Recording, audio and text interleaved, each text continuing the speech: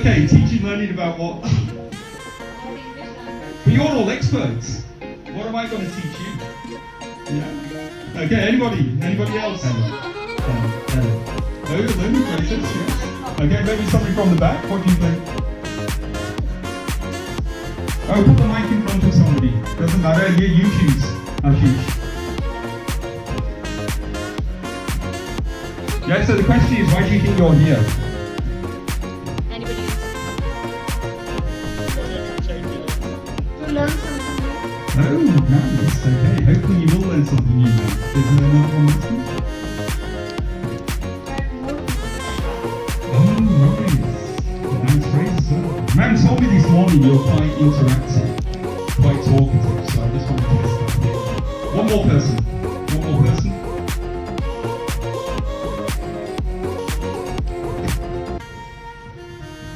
There we go. To improve our communication skills.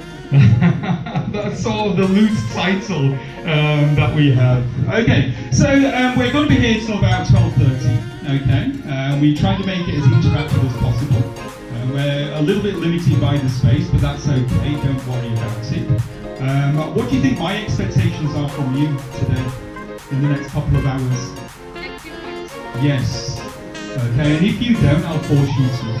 Okay, it's almost like being in a classroom there. Just to give a bit of background about Burlington, if you don't know who we are, we're doing a big series of events because our whole ethos is to educate. Okay, and not just educate students, which is your job, is to educate educators. And when we say educators, what do we mean? Who are educators? That's one definition. Okay, now. Who are educators? You might like that. Anybody who are educators?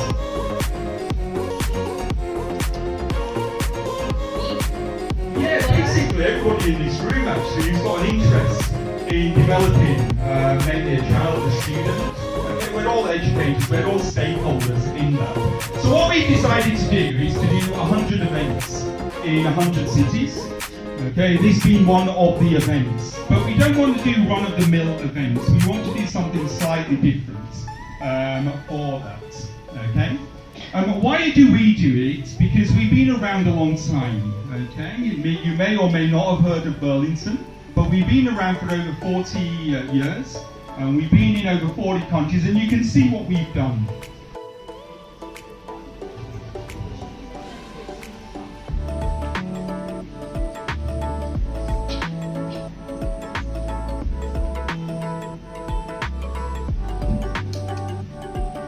We all had a think.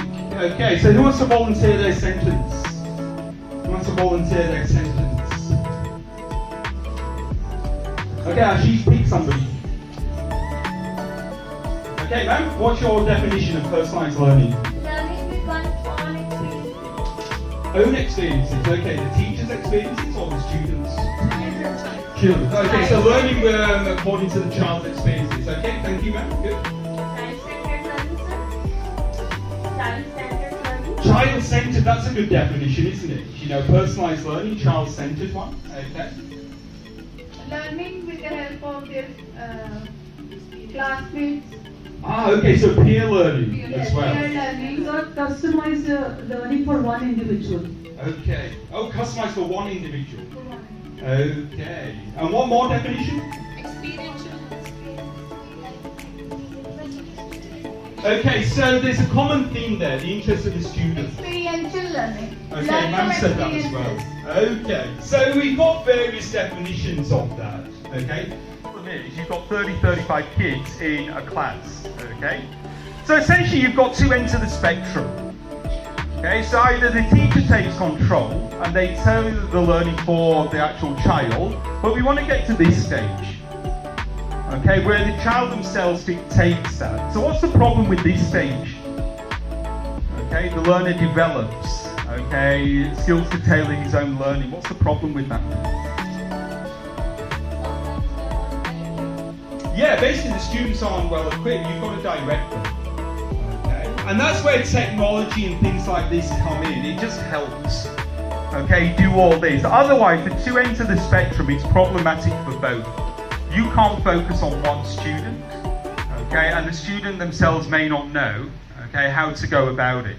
And especially with the brain development in the first 5 years, there's a lot of flaws in that.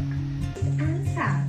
The children try to be good, but they want a normal life again. One morning, mother has important news. What is that? We can't live in this house anymore.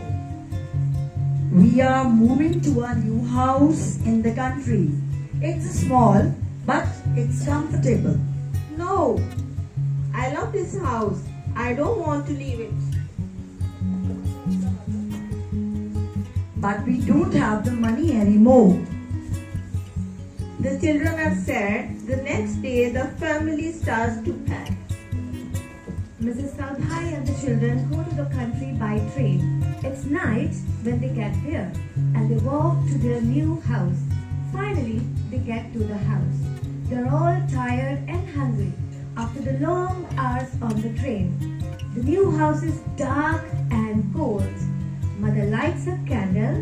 The children see a big kitchen. There's nothing in the kitchen, but they can hear rats. I hate it here. Look, there are rats. The children open their bags and boxes and find some food. But they are very tired and they can't